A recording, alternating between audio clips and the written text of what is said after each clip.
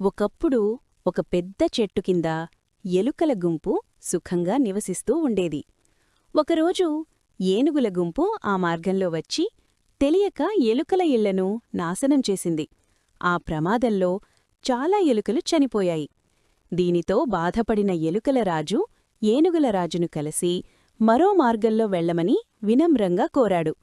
ఏనుగుల రాజు ఎలుకల బాధను అర్థం చేసుకుని తన గుంపును మరో దారి ద్వారా నీటికి తీసుకెళ్లేందుకు ఒప్పుకున్నాడు.